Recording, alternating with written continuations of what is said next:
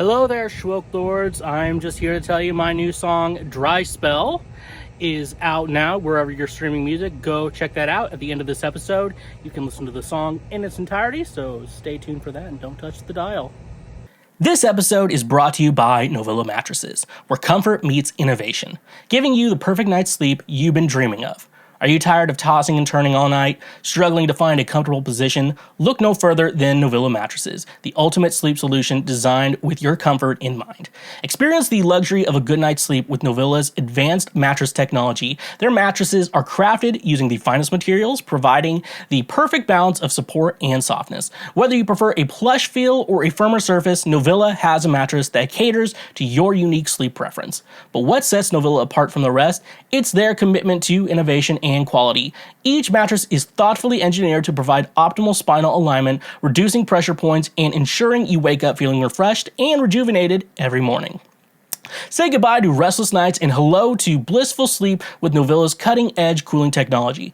Their mattresses are designed to regulate temperature, keeping you cool and comfortable throughout the night. No more waking up in a sweat, just pure, uninterrupted sleep.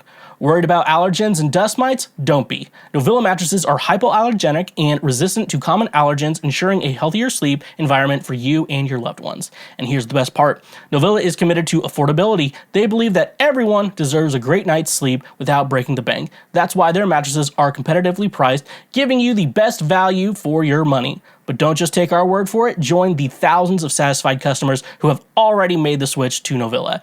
Even when your mom comes to my place, just know she's getting a great night's sleep, among other things. Experience the difference for yourself and discover what it truly means to sleep like you've never slept before. Using promo code Schweezy or the link in our description, you can save 10% off any purchase you make through Novilla directly. Ready to transform your sleep experience? Visit their website today and choose the Novilla mattress that suits your needs. Your journey to a better night's sleep starts now with Novilla mattresses. And a reminder, when you use our links, you directly support this show. When you want it the most, there's no easy way out. When you're ready to go and your heart's left in doubt, don't give up on your faith.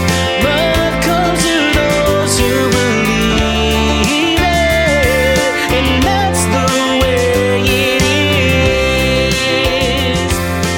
That's the way it is. Hello, and what is going on, my fellow Schwoke Lords? What is up? What is going on?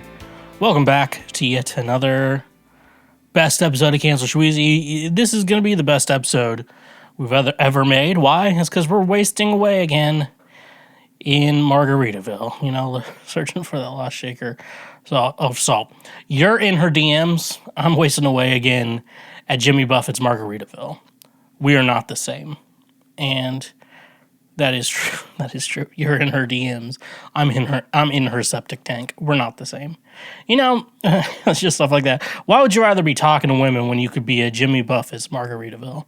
Right? Rest in peace. Rest in peace, man. Your music was horrible, but you were kind of a meme. So, you know, good friend Grass Kingdoms, he made a post. He said, "Check on your white friends. We're not doing good."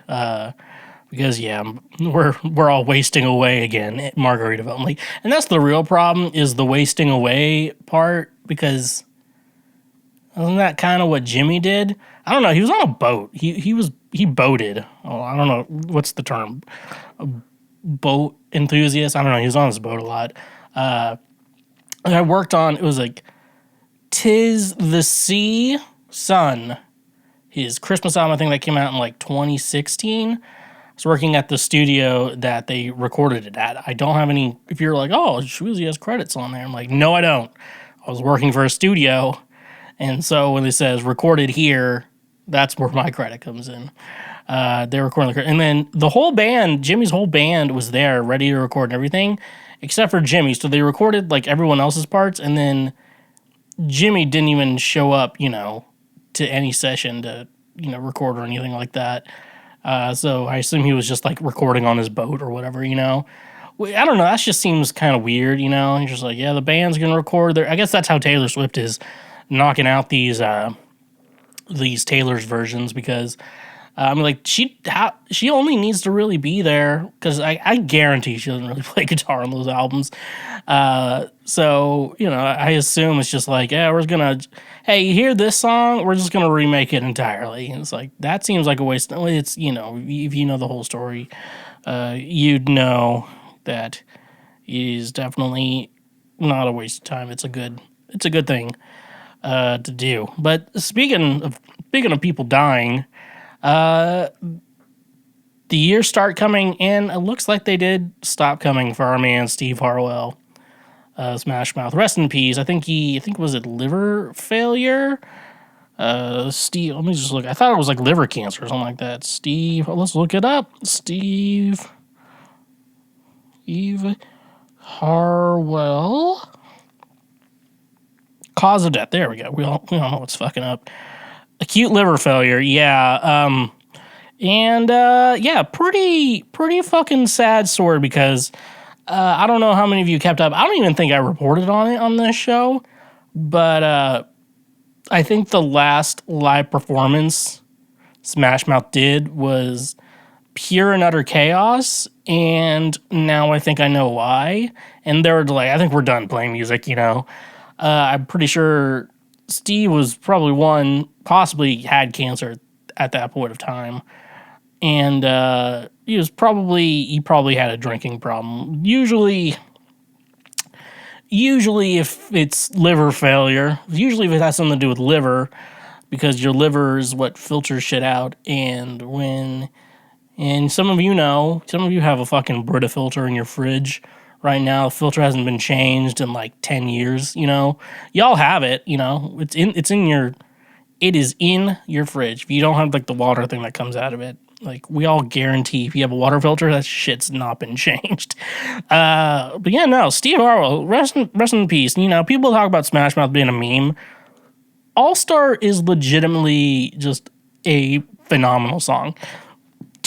And it really takes a song somehow, like a song like that, and how they, and I'm going to talk about Shrek, and Shrek is probably one of my favorite movies of all time. It's up there. I think Shrek, I don't know, Shrek 2 and Shrek 1 kind of are tied for me. Scott Pilgrim vs. the World, but yeah, like Smash Mouth, they are one of the main reasons that movie is pretty great, because they did All Star, and then they did a cover of the Monkees' I'm a Believer. And I'm going to be honest with you, the Smash Mouth version is the best version of that song. They have those walking on the sun, and it's funny, I think, because I've been talking about this a lot and how I feel like there's like kids music, it's like we can't go over it, we can't go under it. We have to go through it. And people are thinking like, oh, that's songs that kids really like to listen to. But then I'm like going back to when like I was a kid, what music I like to listen to. Because, when you're a small kid, it's hard to get, how do you start getting into music when you're like a very small child, like third grade, and you kind of like, I kind of like this whole music thing, I remember, I think the first CD I ever bought, probably the first two CDs I bought were Who Let the Dogs Out by Bob and the album, not the fucking single. But I'm pretty sure the Shrek soundtrack was up there because, when you're a kid, your parents, it's so weird, like, because your parents are basically either giving you the money and they're, they'll be the ones like, you can't listen to this or whatever and stuff like that. So you have to, use your own money or whatever. But, like I remember getting and I think my dad really liked Rufus Wainwright's version of Hallelujah. And so so with that, I think we both enjoyed the Shrek. Like my first like kick into music was like Bob and Who Let the Dogs Out. That was the first CD I ever got. And then, it was like Disney movie soundtracks like The Lion King, Tarzan, because like, obviously they're putting that music in a kid's movie. Like it's obviously at least like not inappropriate for kids listening, And so like, Smash Mouth was one of like the first bands I ever really listen to, so they're in my DNA. So, the fact that Steve is gone, especially in his 50s, it's just very sad. And, seeing that it was probably a drinking problem going along with it makes it also extra sad and stuff like that. I don't know. Maybe it's not. I'm sad about Steve's death, but also, I've been like thinking about it.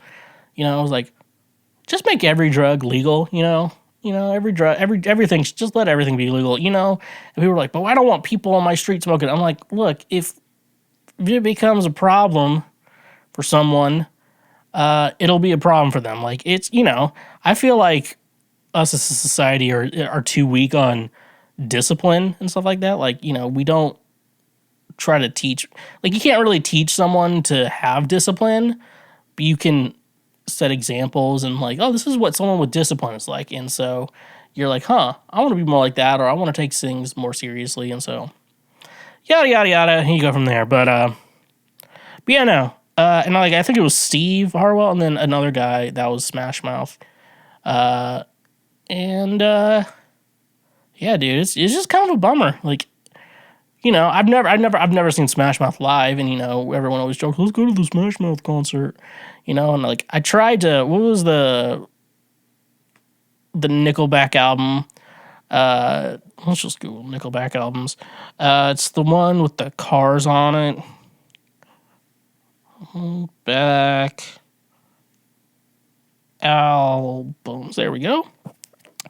It was All the Right Reasons. So I think they were doing like a reissue of they're doing like the anniversary tour. What was it? Well, yeah, no, it would have been the anniversary tour. It came out in 2005.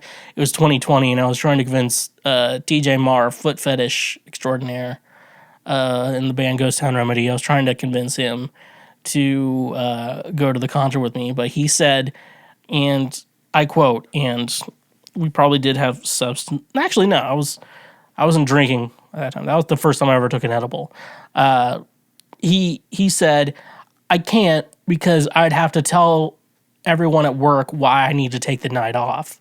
And usually, first of all, at any job, you don't have to tell them that. You can just say, I need the day off or whatever. And I definitely believe that if you give them an appropriate amount of time, if you can give them at least, if you give them a month in advance and longer, if someone gives you 6 months in advance, like, hey, these days I'm not going to be available, you need to, that's your sign as a manager to figure that shit out, But yeah, he said that he would have to tell everyone because he's going to the All the Right Reasons anniversary tour. So he couldn't do that. But anyways, rest in peace, Steve.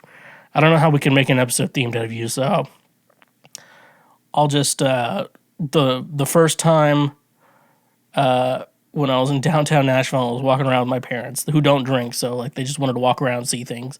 I heard a cover band playing All Star, and it was great. So rest in peace, Steve Harwell. Rest in peace, Jimmy Buffett. Your music was dog shit, but you were a good guy. Apparently, Jimmy Buffett was like a great boss. Like people were like, yeah, I worked directly with him. I was like his assistant and some shit, and he's the best. I was like, well, that kind of stinks that his music's garbage, but rest in peace. Surprisingly enough, though, the Margarita in downtown on South Broadway, Nashville, or North Broad, is it? No, or just, where all the bars are. Margaritaville is actually the, like, chillest ones I like to go to, just because, like, one, it's not like a live band. You can get food. Drinks are, like, cost what they cost down there. And then, like, the band is, like, it's like acoustic band, so it's sometimes two acoustic players or two acoustic player, cajon or something like that, singers, stuff like that. So, pretty cool. And then, obviously, if the band, if the group's good or not, it's going to be 50-50. One time I went down there and the guy took himself way too seriously. I'm like, buddy, you're doing a cover of Crazy Little Thing Called Love by the Queen. Don't be acting like this one's one of the greatest songwriters of all time. Shut up. I'm, like, talking about a weird thing. But, one thing that's not weird is my new song, Dry Spell, out now, wherever you stream your music at. You know where you stream music at. You know that service you use to stream music. And I guarantee it's like, I don't have one. I'm like, when do you listen to music? And if you say, and like, we're trying, and if you say anything but the radio, or Sirius XM, any type of radio thing, you can stream Dry Spell. Spell with a 3, by the way. We didn't know. Well, go check that out. Available now. Where you're streaming music. I think I'm still gonna play at the end of the episode, so we can all be chill there. I got more music up wherever you stream music too, so you can check that out as well. I'm moving more pop punk emo, but the other stuff's very alternative pop. So still a fun show. Still fun time. Smoke some weed, listen to me. I don't know if it's better with. I don't know if my music's better with weed or not. I don't know. Never mind. But anyways, though, you can also follow me on social media at TheSchweezy. I was in comment jail. I got temporarily banned from Threads, and I can't remember what I was trying to tweet. But post on there. And then I tried to comment on Garth's Garth post, and I got blocked. And I got and it was the same thing. I think it was like the same day and shit too. I'm like, God damn it! Like two. They're both the same company, but still, really, Anyways, though, at TheSchweezy is where you can follow me on social media and great stuff. We have a Cash App, and we also have a PayPal page. Those are great ways to say thank you for being a friend. We do have a Patreon page still, but I feel like everything's just a tip jar at this point until I can get good tiers for a Patreon. It'll just be a tip jar too, so make sure you check that out. But don't forget all the free shit you can do if you are listening to this episode. So say you're just listening to the audio while you're driving or whatever, or you're doing errands around the house. Make sure you go check out our YouTube page. We are posting highlights from the show.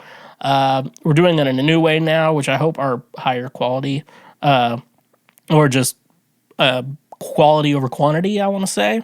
So that's going to be exciting. The best parts, just share with all your friends and family and whoever else you enjoy liking to. Share the show with your friends and family. Obviously, if you're just like usually you listen to podcasts at home, like, just chilling or whatever, throw me up on your fucking TV. I know every TV has a fucking Roku built into it now. I know you can download YouTube and check out the show. But if you're on the audio platforms, leave us a review. Give us a 5, 4, 3, 2, or 1-star rating. So, cool stuff, neat stuff, slick stuff.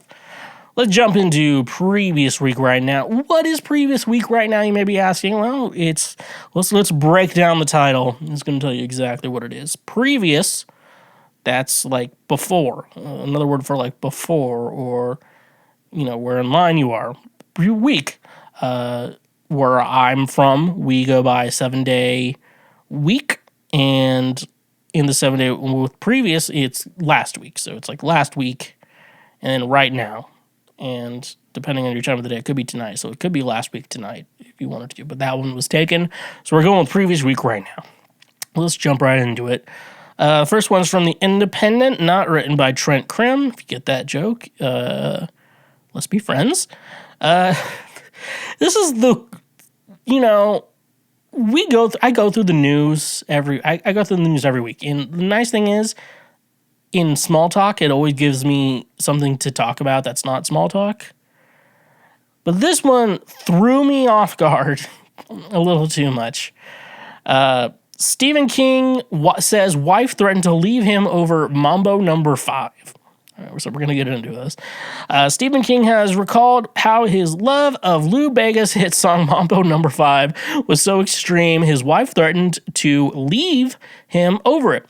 The 75-year-old writer, best known for the horror novels including Carrie and The Shining, has been married to fellow author Tabitha Spruce, 74, since 1971. The couple have 3 children, Naomi, 53, Joe Mama, and 51, and Owen, 46. Naomi is a minister. Can we talk about how Stephen King is old and his kids are also old?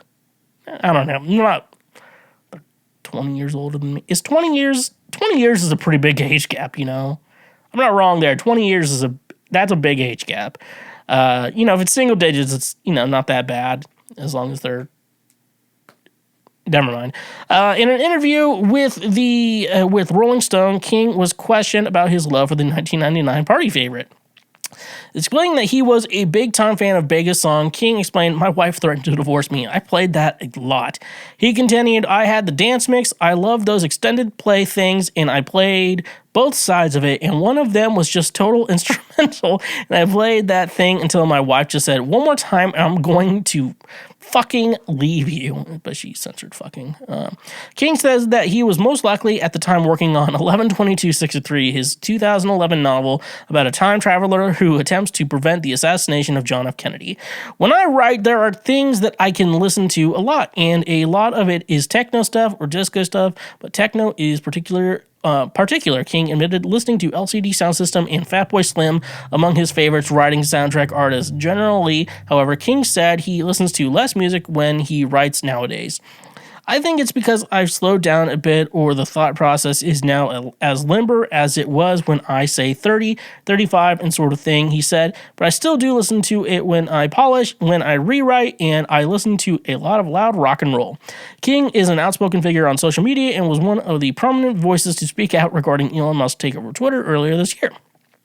With Musk now in charge, the platform has changed its name to X and stripped verified members of their blue tick in April. However, King was confused to see he still had a blue tick despite not paying for it under the new Twitter Blue subscription plan. Okay, that was irrelevant. And here's the problem with this, is that I relate to this problem, I relate to the problem. Like I said, I think I mentioned earlier in the episode already, the first album I ever bought, everyone talks about, and especially in music, if you're in the music industry, you hear this a lot. Everyone talks about the first album they ever bought.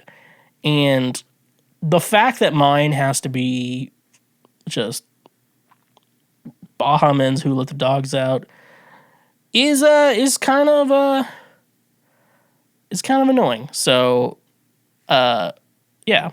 Another story I want to say is, which remind me of that we're going off topic here. So, anyways, there is. Oh, I'm trying to look it up here and talk at the same time. So, Eastman School Music. It's a very nice. It's a very good music school up in, I think, Rochester, New York, obviously.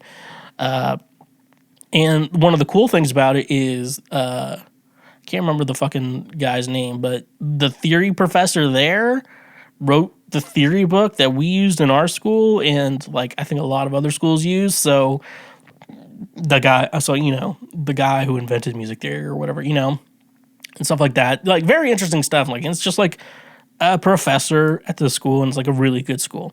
Anyways, so I played jazz guitar when I was in school, and I want to say skill level I wasn't the all-star in the big group, but I held my own, and I was a good participating member of the group. That's how I see myself. That's how at least how I tried to, and stuff like that. But I'll also say in jazz, there's a style called Freddie Green style, which if you really want to get into it, just look up someone else's video.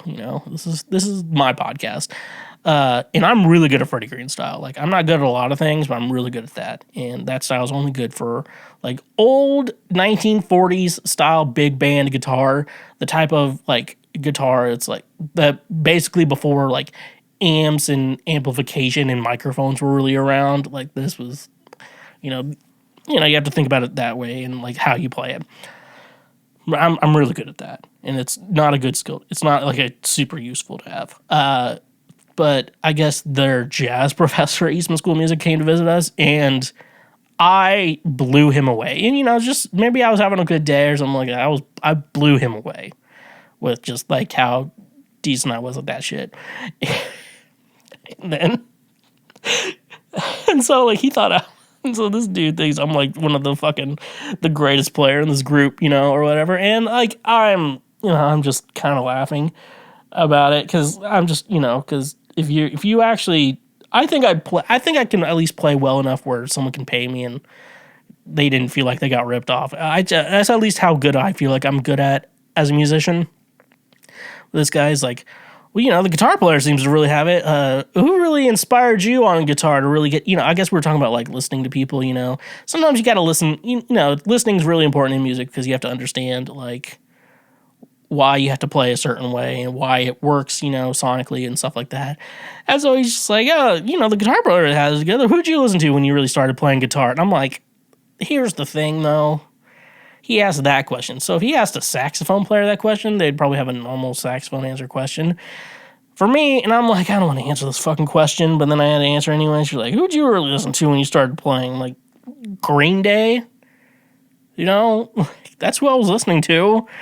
And stuff like that. So anyway, so that's me. Mambo number 5, though, and I can't remember the words to this song, so I usually just go with the characters of Friends, when I sing it. A little bit of Monica in my life, a little bit of Rachel on my side, a little bit of Phoebe's all I need, a little bit of Joey's all I see. I don't know how it goes, but anyways, it's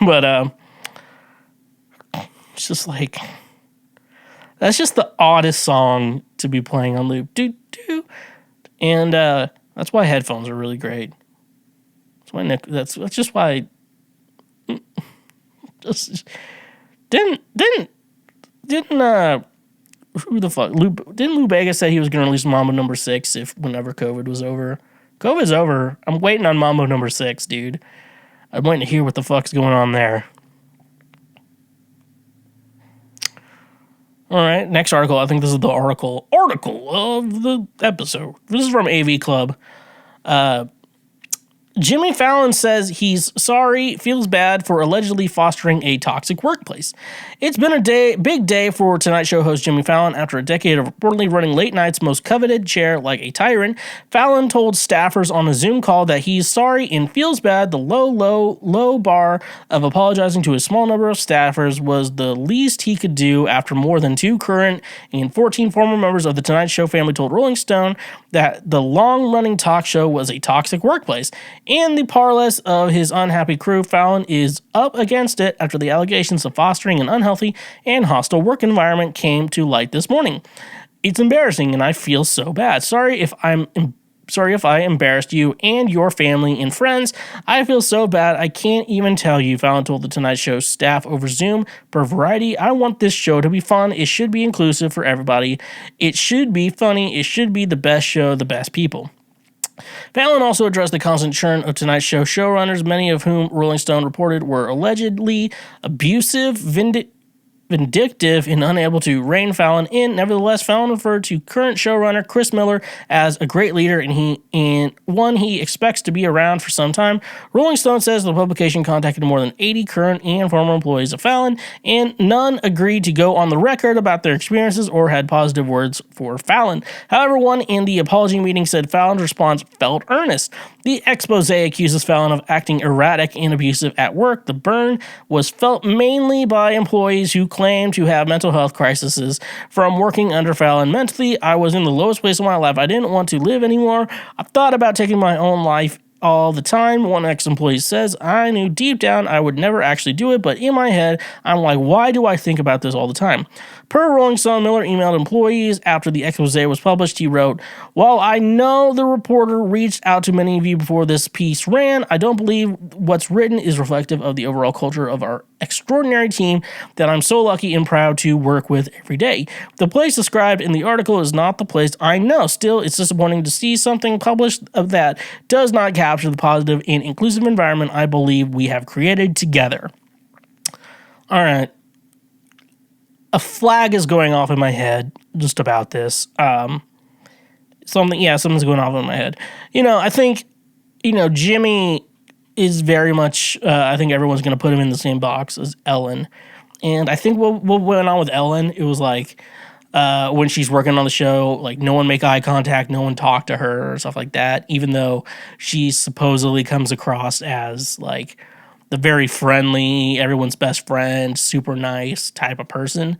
And I don't know Ellen, so I can't really determine if like she's the greatest person, she's awesome or not, or like, how just how friendly she is or how she treats people.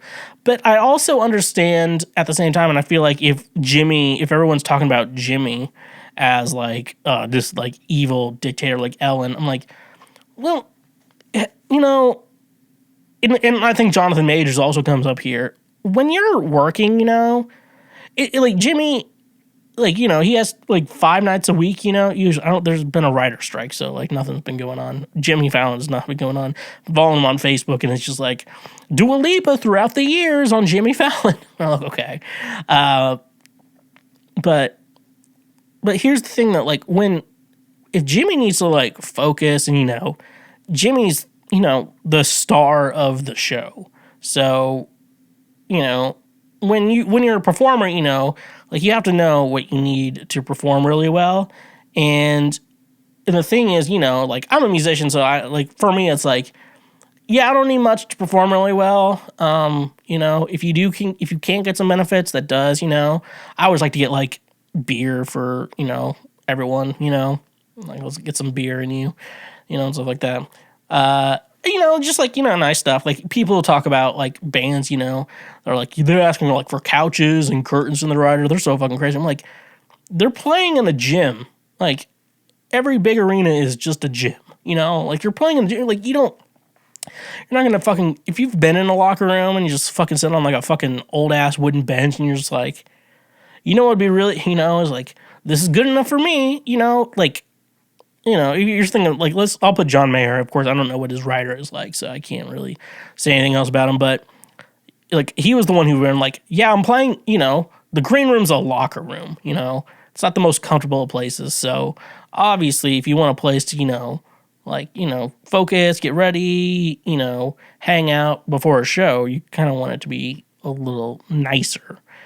And, you know, and stuff like that. That's why everyone's asking for, like, and it's not just, like, for John, you know, like, you know, we're putting him as an example, even though I don't think he has a crazy rider, but he, you know, he has a huge-ass crew that's coming with him, so it's like, yeah, let's get a couple couches in here, you know, so everyone can, like, sit down, like, you know, and assuming the couch is probably kind of comfortable, you know, it's like, you know, everyone can have, like, a good time, you know, like, let's get food, and like this is for the crew, like you have to think about it like that. And you know, if like John isn't the most easy person to talk to before a show, it's probably because he's getting focused so he can put on a show, because if he can't put on a good show, like obviously no one else is getting paid, you know, like you have to. So when it's like the top of the pyramid, like Jimmy is the top of the pyramid for this show, like, you know, like if he doesn't want to talk to people, you know, before the show, if he doesn't have to, you know, like you're, you know, like not everyone's just like, I'll have 30-minute conversations with every single person I come in contact with. Some people are like, I just need to, like, be alone, you know, just kind of, like, make sure I'm relaxed, you know, make sure my heartbeat, you know, is lower, you know, stuff like that. You know, you're prepping for a show, and, like, you know, if someone comes across as a dick in that situation, you know, that's nothing against their personality. You're probably just annoying them when they're trying to focus. So that's something to keep in mind, folks. But and then also, so it's like, oh, are you annoying Jimmy Fallon? Are you a worker and you're annoying Jimmy Fallon and he's mean to you? No shit. But there's also says like, you know, I think it really tells you there's a lot more things going on here. Like, is Jimmy the problem? I don't know. He doesn't. Even then, Jimmy doesn't seem like that bad of a guy. I mean, like when you're working, it's not the time to be doing, you know, Jimmy's needs to focus on the show. So you just need to make sure Jimmy's good to go, ready for the show. You know, if he's being a dick, it's probably not personal. It's probably just like he's, you know. But also, if it's like a toxic work environment, usually when it's a toxic work environment, it's usually one employee. A lot of times it's one employee, but there can be a couple, because a couple other people are kiss ass, like little bitches, you know, when it comes to that. So I'm going to guess it's probably, I feel like it's not Jimmy, you know, like if Jimmy came across as bad, it's probably just him prepping for a show. That's, you know, that's how I think Ellen is. I'm like, I think Ellen's probably still a good person. She's too rich, you know, and like you don't know how to act when you're super rich. But I don't think she's a bad person. I think she was just trying to mentally prepare for a show and doesn't want to be like, you know, you can't always be friendly. Like, you know, sometimes you can be friendly, like, you know, there's time. I think, you know, if someone's being an asshole to you, you know, think about the circumstance. And if the circumstance calls for like, oh, they're probably, you know, thinking about something else or whatever, going through something else, I'm like, yeah, it's fine. But, you know, regardless of that, though, Am I surprised it's a toxic work environment? No. Really, like a lot of times if it's a toxic work environment, it's like a couple people. And like the answer is like, give them a warning and tell them they need to start, treating people better or not, or just ignore it altogether and then wonder, why can't we not keep employees coming around? Because like 20 showrunners too, like that is a big job. And, if I was Jimmy Fallon, I would want, that'd be someone I'm like, I want someone who I can work well with. Like, you have to go through all that. So that's interesting. I actually don't know anymore about what's going on here. I should probably research this and see what's going on. But yeah, tell me your thoughts, please.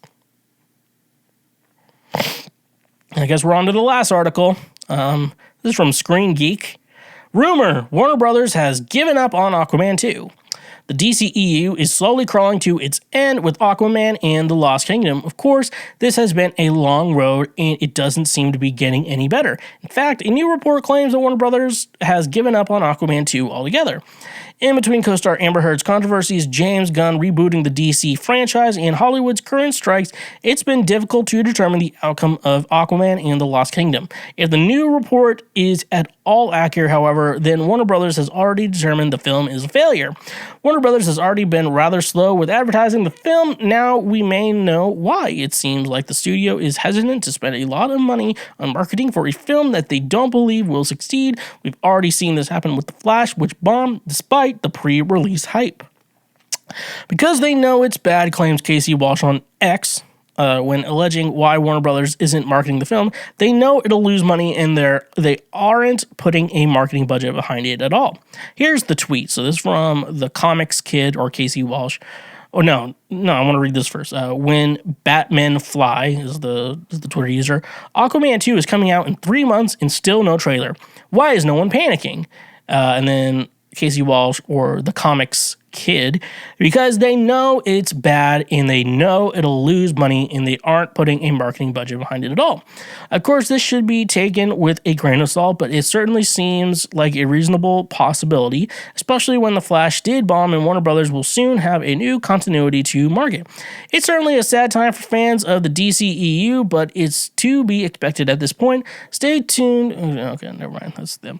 So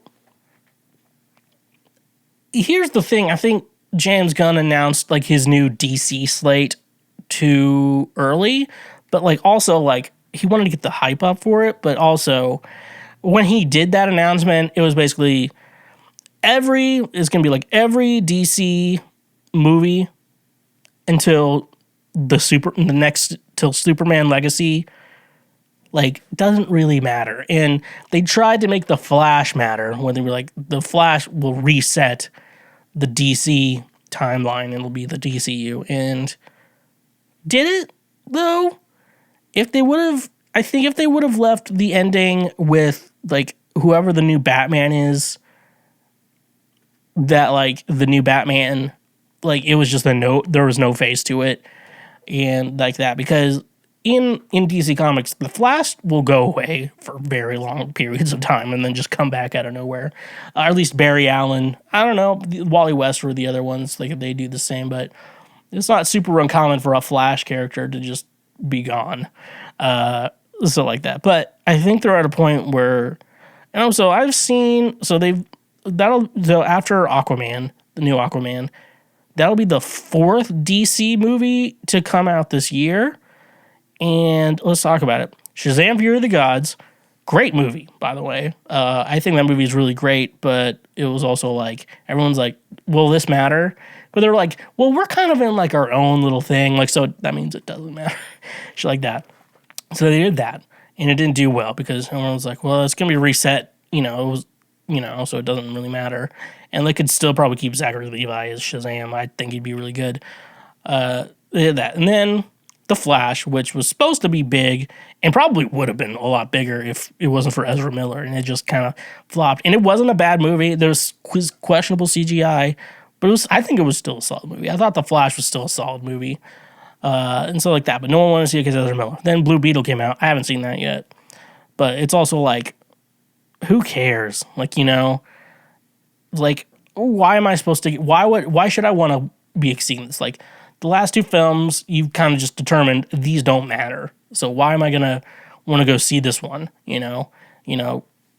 And then like that's what I think they're thinking about with Aquaman. But also, there's an actor strike, there's a writer strike, so they can't even have the actors go on to do press. So I think at a point where it's like, yeah, we're just gonna see if we can, we're gonna take the L on this one. I think they're just trying to push all these projects that are like already done or made and stuff like that. They're just trying to get it out so that way they can start getting just start with a new one. So that's the thing, though. I think the like Aquaman, it's just not going to do good at the box office. But will it be a good or a bad movie? I don't know. I haven't seen it yet.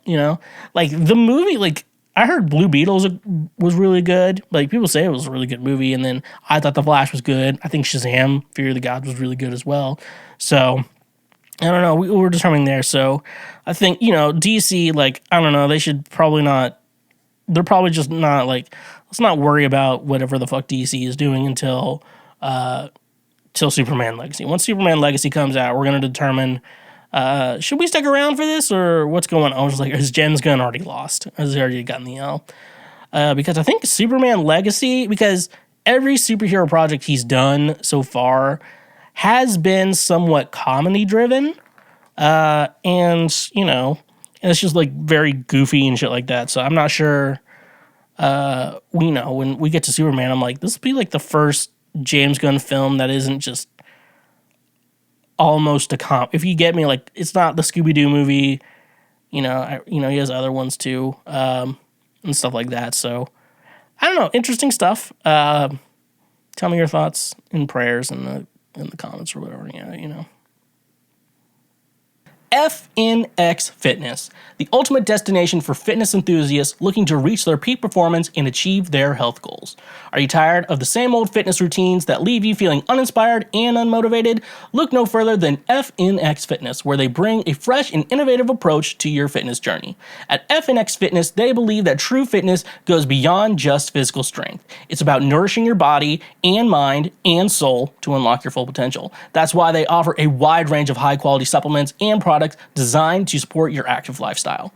Fuel your workouts and enhance your recovery with the scientifically formulated supplements. From pre-workout energizers to post-workout recovery blends, FNX Fitness has you covered every step of the way. Their products are carefully crafted using premium ingredients, ensuring you get the nutrients you need to perform at your best. But FNX Fitness is more than just supplements. It's a community of like-minded individuals who share your passion for fitness and well-being.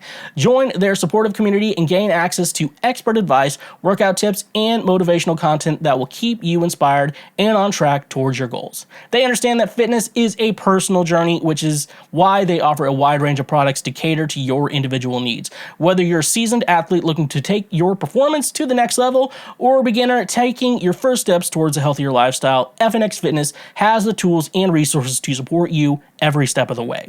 But don't just take my word for it. Join the thousands of satisfied customers who have already experienced the FNX Fitness difference. Transform your fitness routine and unlock your full potential with FNX Fitness. And using our code in the description, you can save 15% off your order from their website. Ready to take your fitness to the next level? Visit their website on your nearest retailer today and discover the power of FNX Fitness. Elevate your performance, fuel your passion, and become the best version of yourself with FNX Fitness. And a reminder, when you use our links, you directly support this show. Cash App, the easiest way to send, spend, and save money with just a few taps on your phone. Are you tired of dealing with the hassle of carrying cash or waiting in long lines at the bank? With Cash App, you can say goodbye to those inconveniences and hello to a seamless financial experience. Sending money to friends and family has never been easier, whether you're splitting the bill at dinner, paying your share of rent, or simply sending a birthday gift. Cash App lets you transfer money instantly, directly from your bank account. No need to worry about writing checks or handling physical cash anymore. But Cash App doesn't stop there. It's complete financial ecosystem right at your fingertips. Use the app to easily pay for your morning coffee, groceries, or even your monthly subscriptions. With just a simple scan or tap, you can make purchases at millions of locations, both online and offline. And here's the best part. Cash App helps you save money too. With its innovative Boost feature, you can unlock exclusive discounts and cashback rewards at popular retailers, restaurants, and even your favorite services. It's like like having your own personal saving assistant, always looking out for the best deals. Worried about security? Cash App has you covered. With top-notch encryption and advanced security features, your financial information is always protected. Plus, if you have ever had any questions or concerns, Cash App's dedicated customer support team is available 24/7 to assist you. So why wait? Join millions of satisfied users and experience the convenience, speed, and savings that Cash App brings to your financial life. Download the app today from your app store and start spending and saving money like never before. Luckily, the best part is, if you sign up using the link in the description, you get a free $5 just for signing up. That's literally just free money. So join Cash App today. The future of money is here. And when you use our links, you directly support this show. So I found a really silly show, a show that is so silly, I don't know what to do with myself when I watch the show. It's a little show that you may have heard of. It's a show from Home Box Office, the channel Home Box Office. It's a very old show, very silly though. It's a very silly. Is it a comedy? It's the question I want to be asking you today. So I'm starting a new series where I go over, which I've decided that I'm going to go through each season of The Sopranos. Usually on the show, if I talk about a show or something like that, I'll talk about it, like I'll watch the whole thing and then I'll talk about it. But I thought, hey, what a cool idea that we can go through The Sopranos. I don't know if we're going to be doing this every week. I'm going to finish the season and then have the whole segment about it, Obviously, I think that's what we're doing. But is the show, like, that's a real question for anyone watching The Sopranos. Today, we're going to be going over Sopranos Season 1, but is it supposed to be a silly show? Because it's just silly. And I don't know if it's just actually just a silly show or if we've parodied, Italian mobsters so much in media that just now I'm just giggling every time. Because, I think about it as okay, maybe they're just goofing on Italians, but Tony Soprano has to make a little one-liner comeback for every little thing here. And you're he's gonna shoot me in the face. I'm talking to big old Dick Cheney over here. I'm is everything a little joke and a little bit to you guys, in the mafia? And so, that's been interesting. So I really just want to go into The Sopranos Season 1, talking about that. The main reason I think I finally started this is I've been kind of a fan of, it's Not Today, Pal. It's Rob Eiler and Jamie Lynn Sigler. They're the kids, Meadow and AJ, on The Sopranos, and now they're growing up and they both have act like real siblings, and the chemistry is really good with them, so it just makes it a good show. But I'm watching it for the kids on the show, but sometimes I think I'm missing the mark with how silly this is. And it's I have noticed season 1, at least with season 1, it's Tony Soprano is just going around, going on little side adventures, seeing what happens, little misadventures. The misadventures of Tony Soprano, Anyways, though, let's summarize the season. Did I write this? No, ChatGPT wrote it. The writer's strike is going really cool right now. As if I wouldn't be using this, If you'd like to be an intern, please email me or DM me. I guess you can write this shit. So we're introduced to Tony Soprano. He's from New Jersey, and he's a mob boss. And is he a mob boss? I think he's they call him captains or whatever, or shit like that. Are they really giving out titles you're the captain now? Hey yo, Tony, you're the captain now, and shit like that. Basically, so yeah, it's all from the point of view of Tony. So so it's almost as if, is it first person? Honestly, it's first person / third person.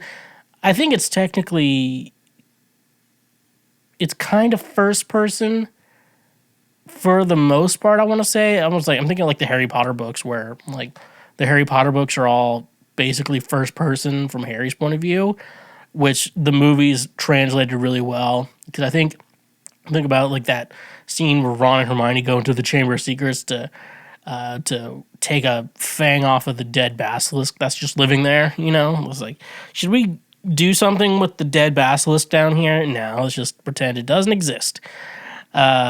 You know, and like in the book, in the Harry Potter books, it's just like you heard Hermione and Ron mention what they did, but in the movie, you got to watch it. You know, this is we're basically just following Tony for the most part. I think it does trickle away into other people too. But the big thing with Tony, T or Anthony, whatever you want to call him, listen, T, is that he is having panic/anxiety attacks.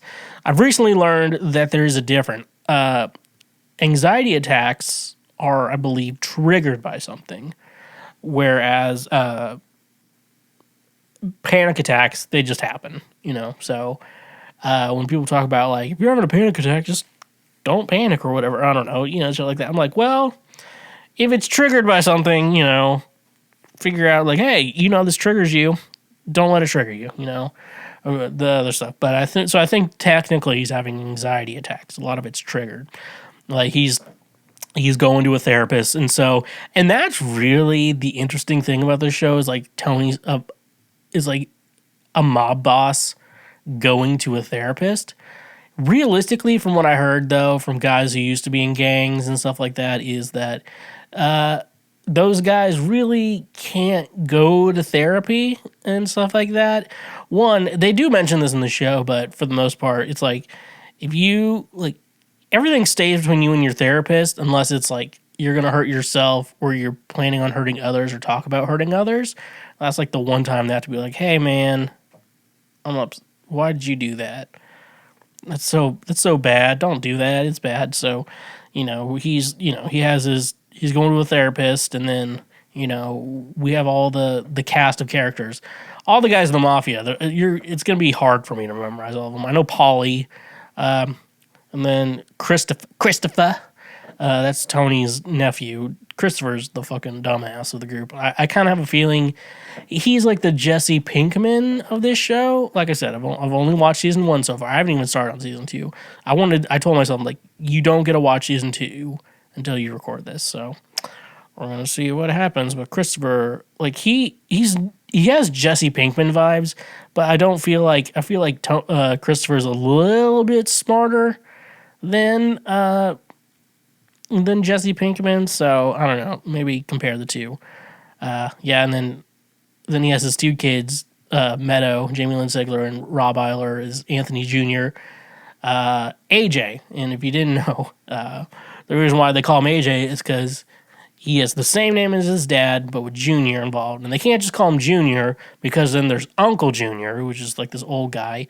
And I'm gonna be honest with you, with these New York, New Jersey guys, it's hard to like tell Italians and Jews apart. You know, I'm from the Midwest, you know, but like Italians and Jews, especially from New York, very similar. They're like way too similar. So they're like, there's Uncle Junior. I believe everyone's Italian, but I also feel like everyone's also a little there's Jewish characters in the show too.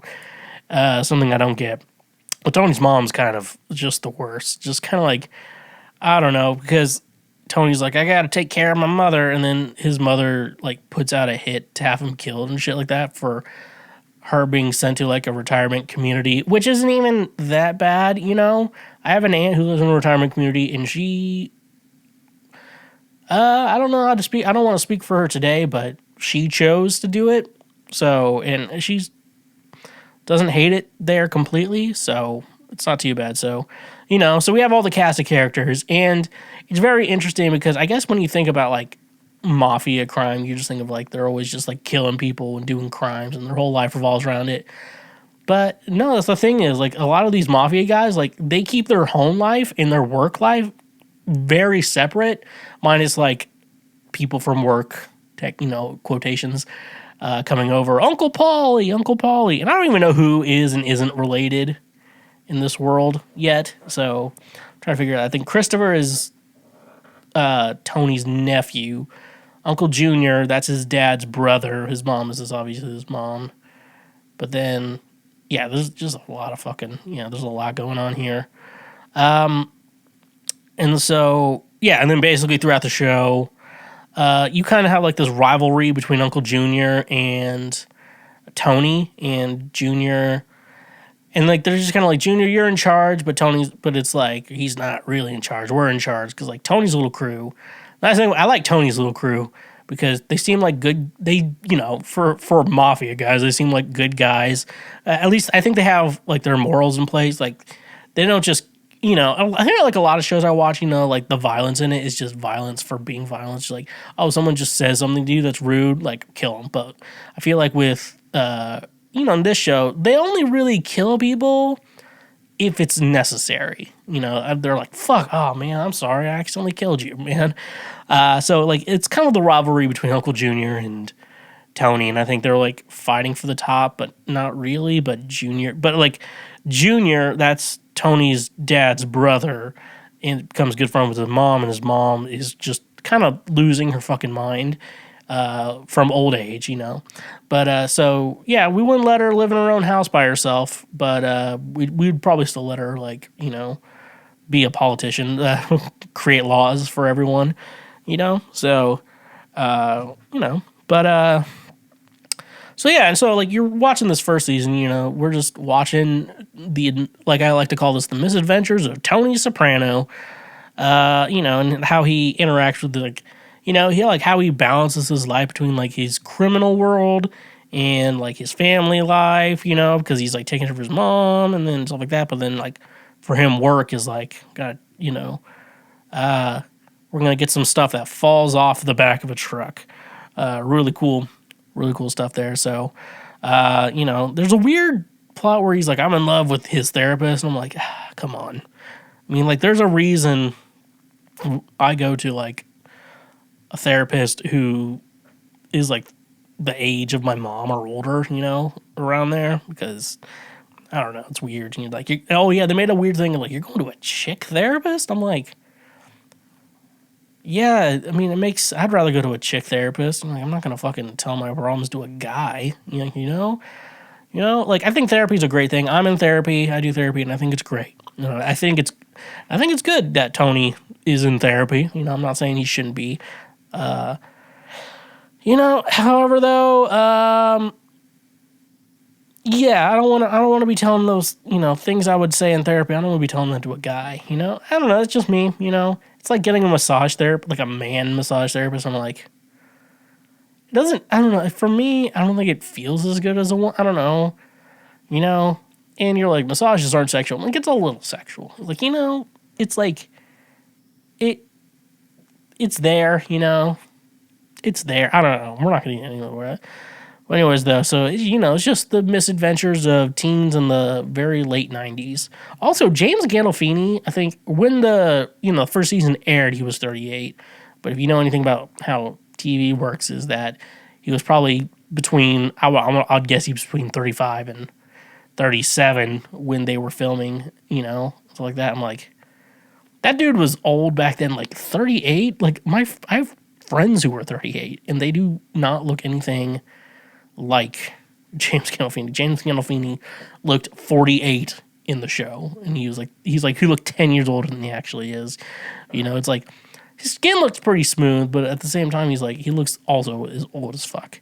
The season ends where, I guess, Uncle Junior and Tony's mom put out a hit on Tony, and Tony survives an assassination attempt. Everyone's like, it's mob, something weird's going on in the mafia, and then the season ends like Uncle Junior and his posse get arrested, but Tony is still, for some reason, he's good and shit like that, like, it's funny, and like and that's the nice thing about I know how the show ends, and which is kind of a bummer because I know that Tony's never going to die throughout the show, but also, like, the show's about him, so they can't really do a show. I don't know, he might die and come back with magic. I don't know, I haven't watched the other seasons and stuff like that, so, like, yeah, he survives an assassination attempt, and it's like, yeah, and that's the thing with these mob stories, if you're going to make another season of it, like, how, like, a mob story should end. It was like they get arrested, or they get away with it, or they, they escape or something like that. This one just ends like the family eating dinner, and I love it. If you know anything about the ending, it's very similar. The first. And I don't know. It's a very interesting ending. Whenever I get to the finale episode and that final moment, Sopranos, I'll talk about it more, like, very artistic. I probably talked about it a little bit on the Schwegcast whenever I did that show. And even though I still never watched The Sopranos, I just knew how it ended, you know, because it was a crazy end. It was just very out of nowhere ending. Like, no one expected it to end the way it did, you know? So hopefully that's an explanation of kind of the events that happened. There are more nitty gritty details, you know, like Meadow going to a college and they see a guy from the mafia in a witness protection program who ratted out a bunch of other guys. And so Tony had to kill him. And it shows like this other guy knew Tony was around and almost killed him, but Tony has his daughter with him. So he's like, I'm not going to kill you in front of your daughter. But that was that guy's fatal mistake because Tony killed him anyways because he broke the oath or whatever, you know. So, you know, very interesting, you know. I think very much like Tony is living on borrowed time. He's like, yeah, Tony probably, you know, the way Tony lives his life, he probably shouldn't be alive, you know, like how dangerous of a life he lives, but he keeps living, you know. He keeps living. You know, but like finishing the season though, I've made a lot of observations. One, like I said earlier, this show is way too silly. Like this show, the silliness in the show, and like that's the only word I can really say to describe this show is silly. You know, it's a great show. Like I'm hooked. You know, I'm sitting down watching it. I'm not getting bored watching it. You know, like the episode ends, you're like, I want to know what happens. I want to know what happens. You know, but it's silly. That's the best way to describe the show. It's silly. It's Italians. It's watching an Italian stereotype, you know? It's like, you know how like, hey, don't be doing stereotypes, it's bad, but then you make an entire show of just stereotypes. But we're like, we're not trying to be funny. And then you're always fucking making jokes, you know? Shit like that. But here's the big thing I've realized. Big thing I realized about myself watching the show. Because realistically, it all has to come back to me. I think I could be really good friends with guys in the mafia, especially like the older guys. Younger guys can get a little too violent and a little like if someone's like, you know, none of these guys, you know, in the mafia, all the old friends of Tony, like Paulie and Tony and Pussy, like really, there's a guy named Pussy on the show, you know, there's a guy named Pussy, you know. You're just gonna call him that? How do you like just with a serious phrase like, yeah, I'm gonna go over to Pussy's house later and talk to him for a minute? And you're like, okay. You know, it's like, it's a funny joke for a minute, but like actually calling this dude, and then Pussy's just like, yeah, man, that's my name. Just call me Pussy. You know, like don't do that. But like Paulie and Tony, you know, like they're not generally like violent human beings, you know. You meet those people who are just like very violent, like if you accidentally annoy them, they like push you slightly or whatever, you know. You're like, oh, when you get upset, the first thing you go to is violence, and those are not good people to be around. Like those are genuine people you want to avoid in life. Like if they get angry, their first thought is violence, you know. And I know some people think that, and you're just, you know, we were all raised wrong. Like so, you just got to work out. Like, hey, when you get angry, don't use violence. Go through your emotions and, you know, process it. You know. But I could be great friends with those guys in the mafia. One, I think the biggest thing is I would not ask them for money or not really go into business with them, you know. That'd be the big thing, because when people have problems with the mafia, it's because they owe them money, you know? I can help them out. One of the guys are like, you know, we're assuming that, like, I'm not known for being friends with these guys, like, you know, and stuff like that, you know? Because there's one part in the season where Tony's, like, goes to his neighbor who was kind of, like, I don't know, like, he went out golfing with him, and his friends kind of demeaned him. He was like, what's the mafia like? You know, it's like, it's more than, you know, Tony doesn't want to be defined by his job or whatever, you know, and stuff like that. And then he's just like, hey, I need you to hold on to this for me. It's like a box. I can't even remember what was inside of it. And he's like, how long? He's like, a month, maybe more, maybe less. I don't know. You know, if I know a guy's in the mafia, and he's like, hey, I need you to hold on to this. I'm like, okay. And I will literally not open it. You know, I'm just like, you know what? Curiosity kills a cat. I'm aware. I'm not gonna bother with it. So what I'm gonna do, find a good hiding spot for it, keep it in the hiding spot, and then just not think about it. Listen around. If you think the cops are gonna search your house or whatever, hide it somewhere else, you know? I mean, I would do that, you know? Like, look, man, if this keeps the peace. But it's also like a weird thing, because apparently guys in the mafia, they'll give you gifts, and it's like questionable what you're supposed to do when given gifts. from someone in the mafia, you know? Because realistically, you're just like, oh, hey, man, thank you. This is really nice of you. Thank you so much for it. And then the mafia guys will be like, you owe us, and I want you a restaurant to be where I murder people. And I'm like, oh. Because, you know, like, you don't mind the mafia doing their mafia stuff. You just don't want to be involved with it. And, you know, and from what it sounds like with, like, Tony and Paulie and the other guys, it's just kind of like, you know, if you're not in business with them, they're okay with not talking about work, you know? Like, apparently, we hear about kids who are like, oh, if you had your parents, like, who just did crimes and shit like that, you know, if you asked them what job they did, they would just be like, ha, funny you know? They give you a little runaround and just goofy shit like that, you know? And so, like, you know, yeah, if you find the mafia guys who aren't just, like, outwardly violent, who solve all their problems with violence, you know? Like, you know, I think I could be good friends with them. And, like, look, man, if I think about, like, movies or whatever where, like, a crime is happening where someone gets hurt or something like that, but then, like, a maid walks in and accidentally sees it, and like, fuck, now we have to kill the maid. I'm going to be honest with you. If I see a crime going on, I'm ignoring that shit. I just recently heard, because Danny Masterson's in the news for being a piece of shit, and, like, apparently one time a woman was murdered by another guy, but Ashton Kutcher apparently walked in and saw her dead body and they just kind of walked away. And then he told the police that what happened was he went to the door, rang the doorbell, knocked on the door, looked through the windows, and didn't see anything and left, which I mean, like, he didn't murder her, but, like, he didn't tell the truth there either. I'm like, if I saw a crime happening, I'm just going to leave. And I'm like, look, I didn't see anything. You know what? Like, why would I talk? Because, like, I don't like the police either. You know, like, I probably hate the police more than I hate mafia guys. So I'm like, I'm not gonna fucking talk to them. If I see a crime, if I walk in on a crime happening, you know, I'm like, didn't see anything. I just walk away. You know, I'm like, I didn't see anything. You know, like, I don't understand how people are like, oh, I'm gonna tell the police. I'm like, no. Look, the options are either keep your mouth shut or they kill you. You know. And if I don't want to die that day, you know, some days I do, you know. It's called mental health, folks. I'm in therapy. But, yeah, like, yeah. I'll be like, you know, I didn't see anything. You know, this sounds like more of a problem. And that's what, like, you know, if, like, someone has a heart attack or whatever, you're like, or, like, you need to call 911 for them, you're like, I mean, like, I want them to be safe, but I kind of just want to call 911, wait for 911 to get there, and then just leave, you know? I don't want to, like, stay there, like, they need a statement from the police. Everyone needs to know what happened, you know? Like, I don't want to do that. I just want to help them, and then I want to leave, you know? So, anyways, though, if you're in the mafia and looking for some friends, I'd be a great friend. Like I said, I don't really want to ruin our friendship by adding business to it, but honestly, I did think of something. So, as a music producer, as I am, it's not uncommon. I don't know how big it is, how, you know, big of a thing it is anymore, but it's not uncommon, especially back in the day when getting studio time was a lot of money.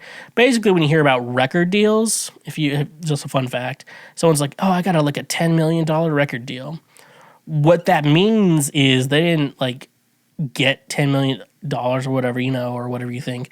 What happens is a record company is giving you that as a loan as the artist to make the album, and then the idea behind that is that you're going to make an album, the record company's going to sell it, and so you have your loan, and obviously once you sell so X amount of copies of your album or music or whatever, and after you pay back the loan, you got to keep that profit. So, you know, since, you know, record labels are just basically loan sharks for musicians, some people have gone to the mafia for movies and stuff like that. Now, what I would do is I would find an artist who's looking for funding, tell them to meet with my friend Tony.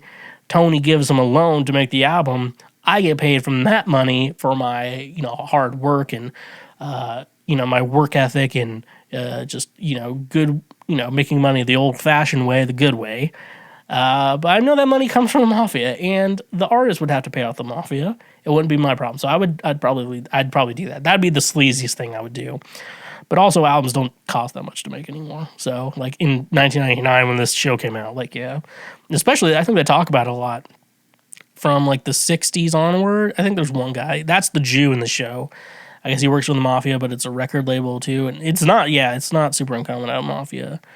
Because, I mean, like, if it's just because I mean, like, getting records done is like taking a loan, doing this shit. That's why everyone does it at home now. It's like, oh, if I buy a guitar myself, mod it to make it sound like, a really just amazing guitar that you get at a studio, it's no big deal. All that music stuff is interesting to me. The music stuff, the Tonian therapy, like all stuff that's super relatable to me. But I do want to say one thing, and I'm going to end my season 1 synopsis. Could the mafia, I like the idea of organized crime. I don't like the violence, violence as in just murdering people. I feel like we could do organized crime without violence. I'm like super, let's the woke mafia, coming at you. And it's like, we do organized crime, but we don't hurt people. And honestly, though, killing someone, you may be afraid of death. I don't know. It's a dark thought in my mind, but like torture, and making someone suffer, I feel like you get more satisfaction than just like killing someone. Once they're dead, it's like, why did I get this revenge while they killed someone else? I'm like, oh, that person's not back alive. But like, if you torture them, you're gonna get that satisfaction. At least what I think. I've never tortured anyone before. Not like realistically of like, hung things over people's heads, and those are also just to make me laugh, not to actually like be mean to someone anyways. But anyways, though, The Sopranos, very good start. A lot of times you watch a show, you're like, okay, the first season's a little rough. You got to get through it. But then it gets really good. Like season 1 of The Sopranos was really good. I don't know if there's a bad season or a good season. I haven't really gone into like a wiki or browsed Reddit on everyone's thoughts on The Sopranos. But overall, I'm liking it so far. I got to get into season 2. I'm going to watch that. And I will return with all my thoughts there. Drizly, the ultimate convenience for all your alcohol needs, delivered right to your doorstep. Tired of making last-minute trips to the liquor store or dealing with crowded aisles and long checkout lines? With Drizly, your favorite drinks are just a few taps away, making your alcohol shopping experience easier and more enjoyable than ever before.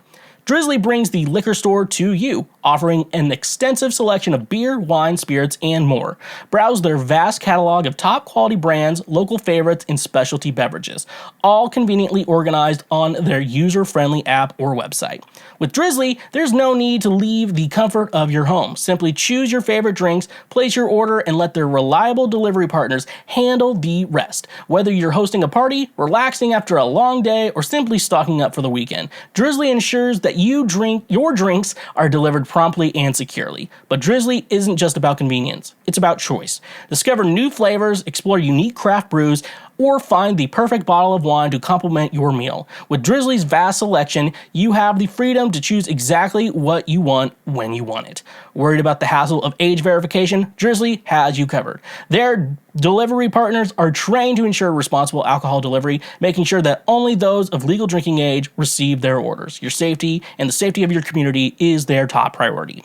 Join the millions of satisfied customers who have already embraced the convenience and simplicity of Drizly. Say goodbye to the hassle of traditional alcohol shopping and hello to the ease of having your favorite drinks delivered to your doorstep. That's not all. Using our link in the description gives you $5 off your first order, which can greatly enhance your night, if you know what I'm saying.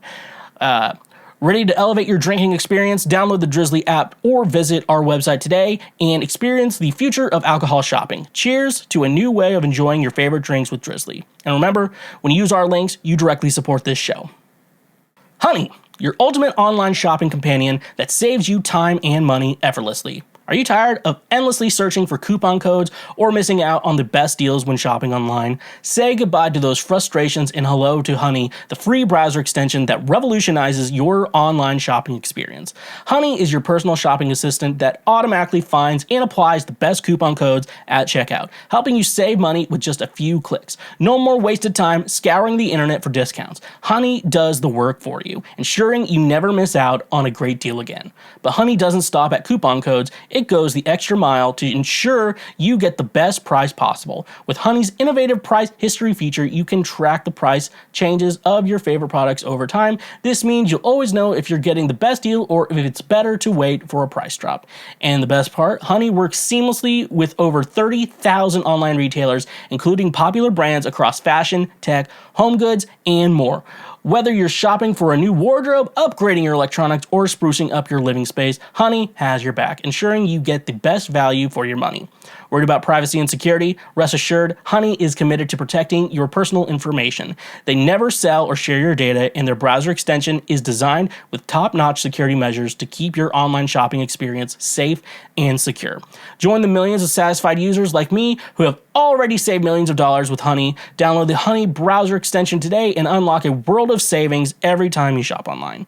Don't miss out on an incredible deal and the chance to save money effortlessly. Experience the power of Honey and take your online shopping to a whole new level. Honey, the sweetest way to shop online. And remember, when you use our links, you directly support this show.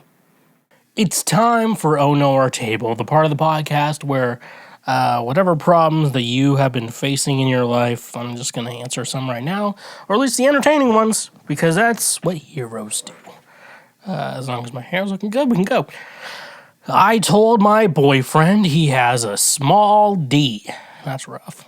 Well, my boyfriend recently made hurtful comments about my appearance, claiming I scammed him because I looked better in college. I used to be slim and active, but due to the hormonal changes in PCOS, I gained weight that I haven't been able to lose. He continuously brings up how I used to look and makes negative remarks about my appearance.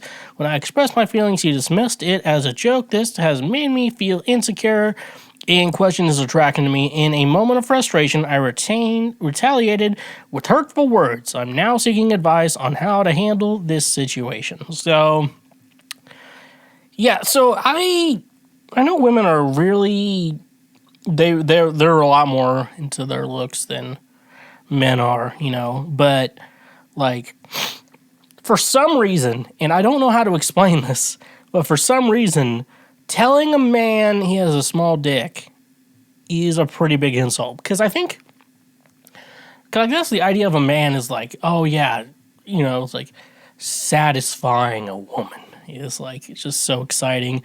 You know, it's like a real man satisfies a woman, and then, you know, and then you hear like, oh, you have a small dick, and you're like, oh, I guess you know, and like, for some reason we associate that with like, oh, if your dick's too small, you can't satisfy a woman. I'm like, only your mom, only your mom's like that.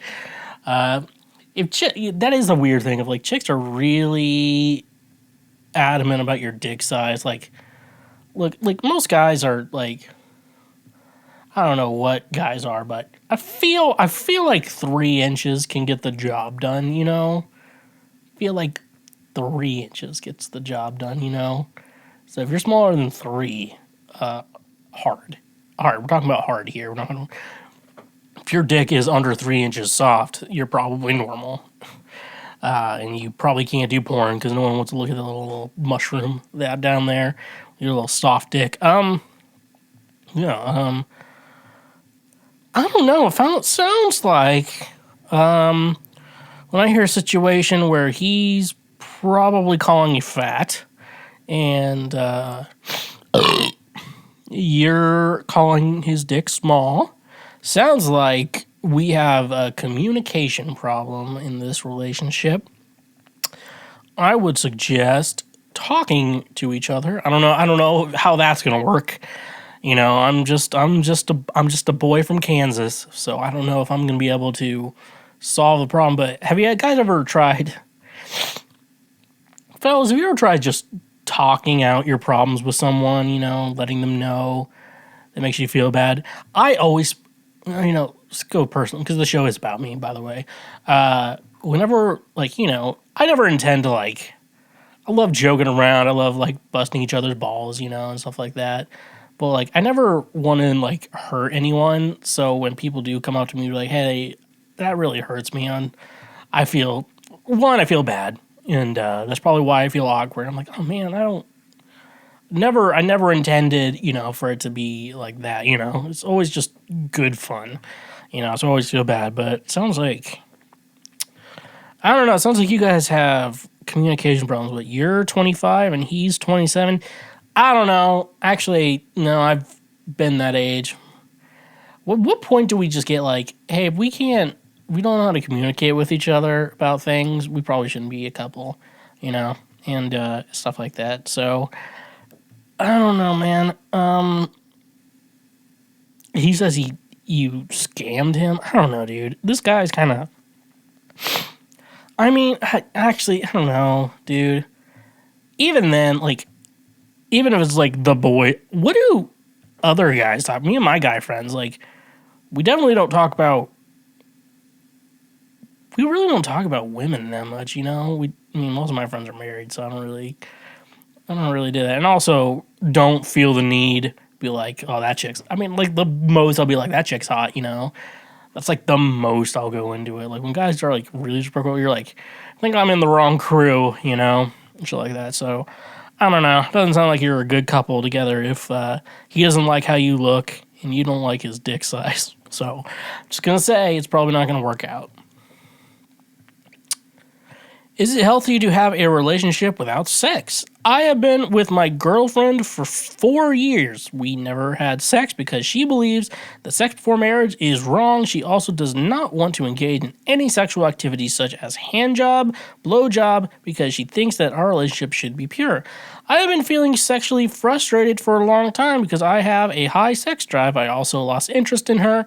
I think I would even reject her if she agreed to have sex with me. Is this normal? How can I deal with this situation? So I think your girlfriend probably likes women. I don't, you know, I think, dude, that's a rough situation to be in for real. I don't know because like how healthy is it healthy to have a relationship without sex? I'm gonna be honest, you know, I don't think so. I don't think, you know, it sounds like she's probably asexual or gay. So, you know, if you're not asexual, you're gay. That's a good question. You're like, if a chick's not that into you, and you're like, are you gay or something? That'd be. I need to start using that. You're like, oh, I didn't know you were into women. Sorry, my bad. And shit like that. That'd be a fun. I think if I can figure that out right, I think I could use it, and I can meet very very toxic women. You know, it's like all the women like you have to try all this shit on. You're like, you have to let her know that you're not interested, so she'll become interested in you. I'm like, do I really want that relationship? You know. So I think, yeah, is sex important in a relationship? I do believe so. Yes. And she's like, we have to be sexually pure, and I don't know. It's kind of sounds like you're fucking down bad, dude. Because I don't know. It's like, why are you hanging around this person? You're having sex with them, and you're not related to him. It's like you got to do all this fucking dumbass boyfriend shit. I don't know. It's just like, you know, I'm from the Christian era where it's like we can't have sex before marriage, but like you both been dating for 4 years and you still haven't like even like done hand shit or whatever, you know? Like it sounds like she's either gay or asexual, dude. I think you should break up with her. I don't know, I'm feeling a break up with your girlfriend type of day today, or break up with your partner.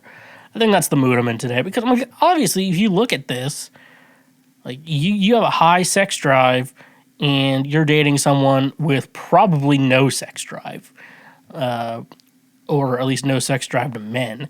Like, because you know that's the problem with the Christian thing. You know, it's like, oh, once you get married, the sex is going to be the best it's ever been. I'm like, and then people do that, and guess what? They were lied to and shit like that because of that. So I don't know, dude. If this is I don't know how you've gone 4 years without this. I'm like, honestly, if I'm seeing a girl, it's like after a couple dates, if it's not like, you know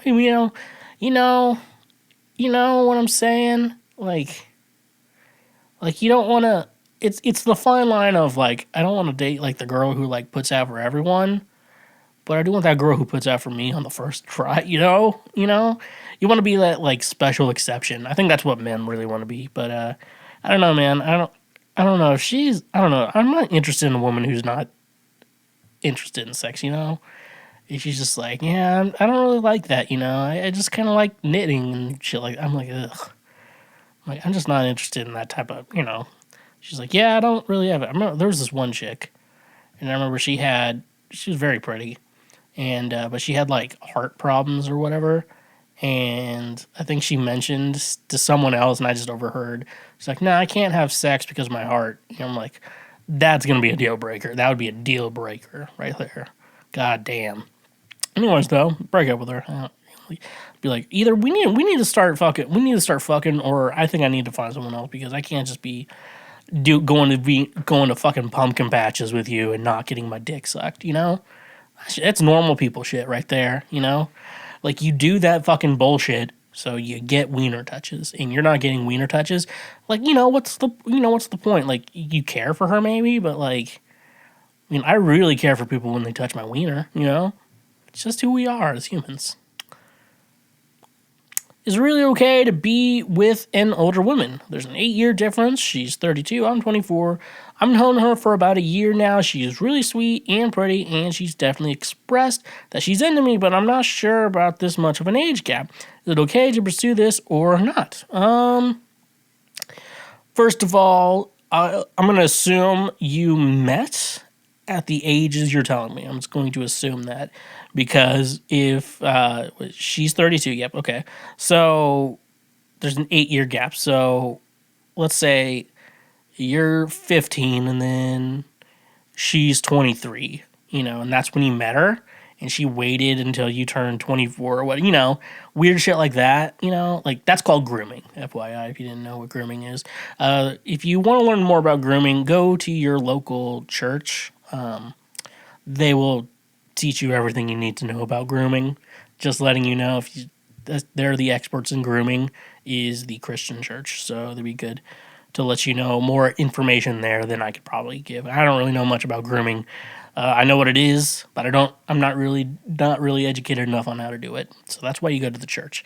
Yeah, no, I don't think this age gap, assuming you met at this age, is that bad. I think the big differences, there's a lot of differences when it comes to age gaps. If it's just sleeping together, that's fine. That's like the easiest thing ever. Friends with benefits type of situation. Easy thing ever. She's a divorced mom, that's a little bit of baggage you got to deal with. There's a kid, yada, yada, that. Divorce, no kid, you might be a rebound, something like that. And sometimes an age difference, like, it's just sometimes people are in different parts of their lives. And, it's hard to deal with that because I was dating a chick who was like 12 years older than me. And, personality wise, we were just both in very different parts of our lives, and that's the real problem. So usually when I suggest if you're going to be sleeping around with older women, my best suggestion would be don't get attached, and it may just be a physical thing. Don't try and put the L word in there. Not the lesbian's L word, the other L word, because that could be a big deal. So yeah, I'd just say if you're both in kind of like this same part of life, I think it can work out even if there's an 8-year age difference. 32, 24 is not the worst. Assuming you met at that age, it's weird when it's like, yeah, I've known her since she was 12, but, and I've always been 8 years older than her, and then now, that's when it gets weird. Is it possible, ancient aliens, is it possible to put yourself out there and still be a virgin? Does it mean that there's something fundamentally wrong with me? I'm a 21-year-old male virgin who has been using Tinder and Bumble for 3 years. Despite swiping over 22,000 times and getting 7 matches, I haven't had much success. I am socially active, involved in sports, workout, in various activities. I regularly ask girls out, but haven't had any luck with dates or relationships. I wonder if I'm objectively unattractive or if there's something else going on here. Is it possible to fail even when I haven't done anything wrong? First bit of advice I would give you, you said you're on Tinder and Bumble. Dating apps are basically just beauty contests. We've decided that, like, no, we're not going to use these apps to look for partners. Like, a handful of people are, and it's hard to, reach for them. The people that are, they're like, you're not my type because we're way too picky. Because, I don't know, there's something about when we get on a phone or a computer and, like, when you search for something there, you're super picky. But if you have to go to a store, it's how I feel about online, like, dating. It's like online shopping, and like, it's like, is this really what it's all about? So yeah, I would say ditch the dating apps because they're not doing shit for you. They're just beauty contests, and then the people who are dating aren't, because all the people who are looking to or on these dating apps looking for someone to date are not meeting each other, you know? It's just very awkward. You're a virgin. I don't think that's a problem, dude. What I would say here, though, is pretend, if you think it'll be a problem, pretend you're not a virgin. It's called lying. And lying is the most fun a girl can have with her clothes on. That's a Panic at the Disco song. It's also from a movie, but that's a Panic at the Disco song. So remember that. So like I said, what I'll say to you is lower your standards, because you might be shooting out of your ballpark, and that could be a problem, especially if you have, like I said, you've been the win streak is 0. You know, like sometimes, you know, it's not uncommon for college basketball teams. I know KU does this. They go to a D2 school and they play them, and they pay the D2 school to let them play them. But there's also in the contract that they have to win. So, you know, it's like a good game, but oh no, they won. Oh, how do they do that? You know? So, you know, it's just a numbers game. You know, you just got to play a team that's worse than you, you know? There's a lot of fat chicks out there, dude.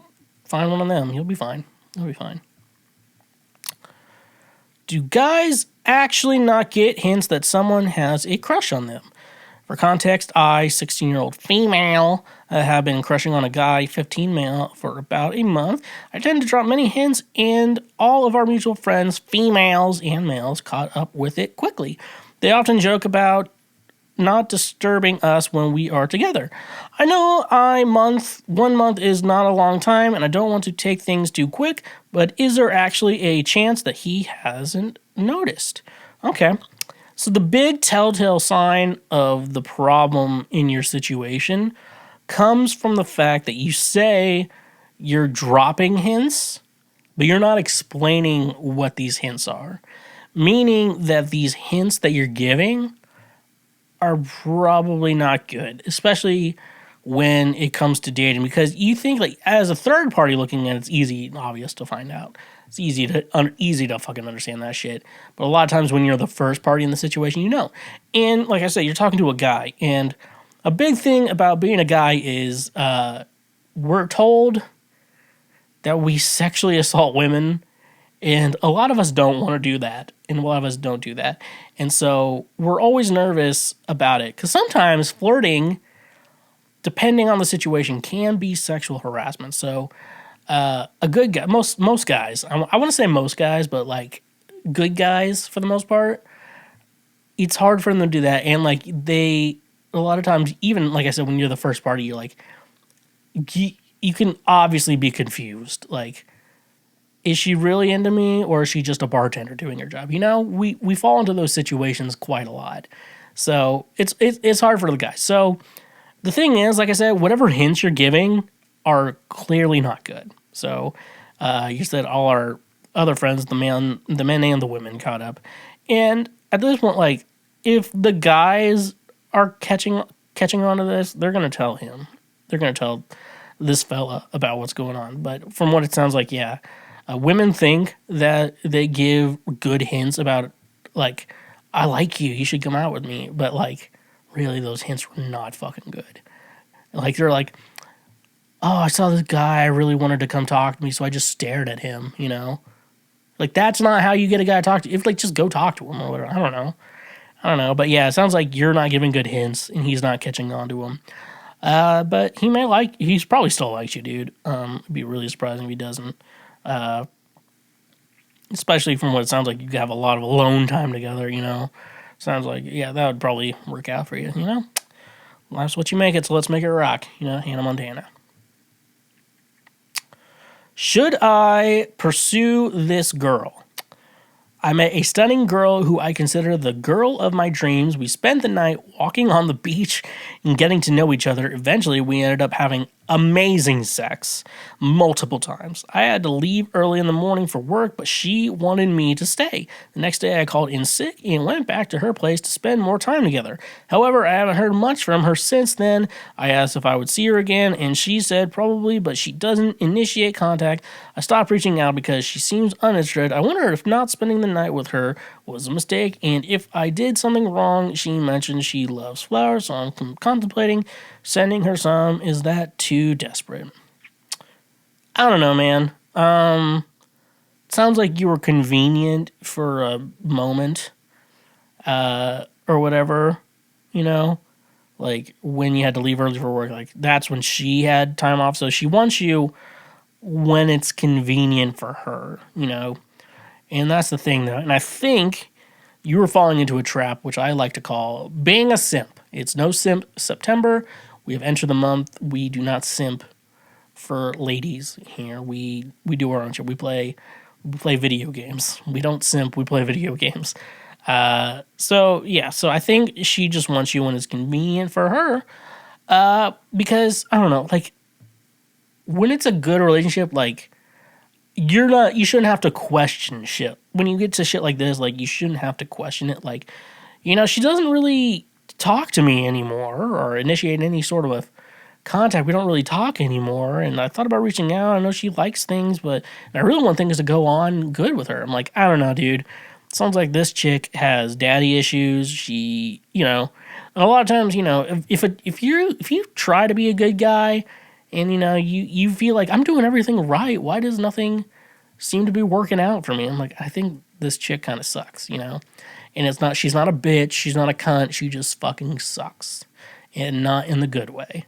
So, like, the best thing I'd say is, like, keep her in your heart, but don't do anything else for her, Even then, she might be one of those annoying bitches who's like, he's way too into me. I'm not into it. He's too nice to me. I'm not into that. I don't know. Just ignore her, dude, and move on. Maybe even trick her into thinking you're going out with another chick. And that will make her jealous. And she will put out even more. And ladies, there's nothing better than putting out, It's the best thing you can do in life. And we finally made it to the last question here. How do you know if you're attractive or not? Okay. Well, there's many ways to determine how good you look, Comparing yourself to others can be good, but you might, especially you said I'm going to talk to the men. Women usually seem to know their value. I think that's a very big thing for women. Like, in their appearance, women's values are more in their appearance. I mean, I don't think that way, but I think society has thought that way for a long time. So women kind of seem to know who is and isn't attractive, and they have to kind of know their worth and stuff like that.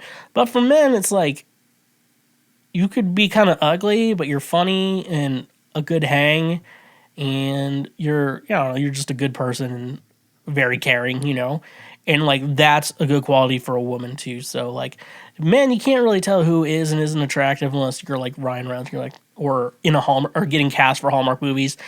You might be an attractive man there. Yeah, you're an attractive woman too. Unless you're the villain, you might be ugly if you're the villain. But I digress my case. But for the fellas out there, if you want to know if you're ugly or not, first of all, think to yourself, have I ever been hit on by a gay man? And if so, think about the situations. And that's a big confidence booster. Like, if a gay man has hit on you or tried to hook up with you, you're not ugly, okay? You're fine just the way you are. And you can test this out. You can go to a gay bar, but I'm gonna tell you, it can be a double-edged sword, Sometimes it's nice not knowing if you're attractive. I know I'm attractive. I've been hit on. I get exclusively hit on by gay men. Like, that's usually... Women can usually ignore me. I'll get some smiles. I'll get some phone numbers if I want to. I never pursue it. I don't pursue the men either, but the nice thing is men... if you want to know you're attractive, what do men say about you? That's going to be the best advice I can give you. What do men say about you? Because if a man finds you attractive, you're probably attractive. So go to a gay bar, see if you're attractive or not. If you're a guy, if you're a woman and you don't know you're attractive, you're probably a no-go. You're probably ugly, and you just got to deal with it. With all that being said, thank you for listening to this episode of TheSchweezy, better known as the Lord's trademark favorite podcast. Thank you for so much for listening. My song Dry Spell is out now. You get to listen to it soon, but it's out now wherever you stream music at. And you can follow me on social media at TheSchweezy. That's wherever you are on social media. I should be unblocked by everything now. I'm out of Mark Zuckerberg jail.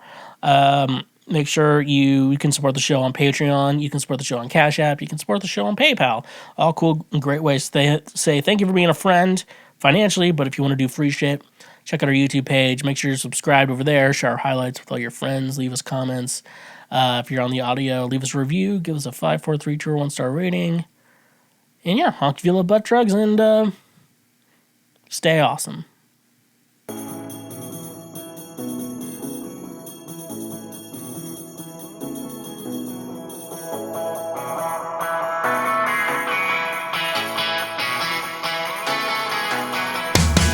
I've been going through a dry spell, not spending my time well, I overthink. I wanna go back to better nights, kissing girls who look nice under the sheets. I got no motivation, I've been self-medicating. I don't know how to get better, guess it's now or never. I think it's time for a comeback. These last few years have been wasted away. This dry spell's making it difficult. The things that ever change.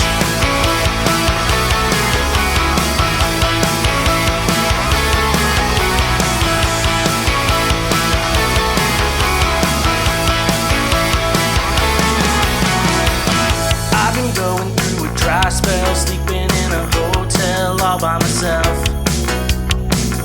I don't wanna miss my past loves, cause they only come up when I'm alone.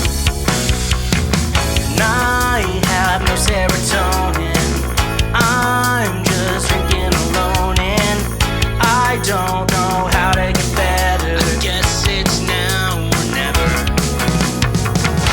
I think it's time for a comeback. These last few years have been wasted away. This dry spell's making it difficult. The things that ever change. Another night with sativa. I'm all alone and nobody cares. Same shit, different toilet. I'm stuck in a cycle of unrepair.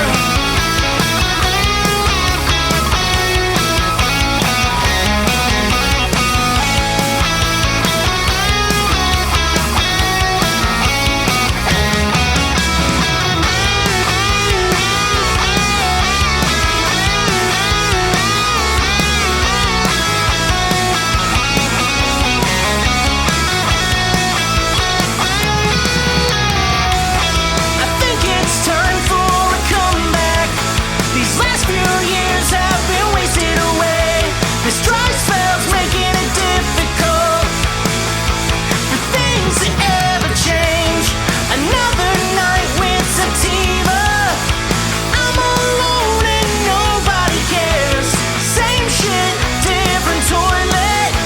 I'm stuck in a cycle of unrepair.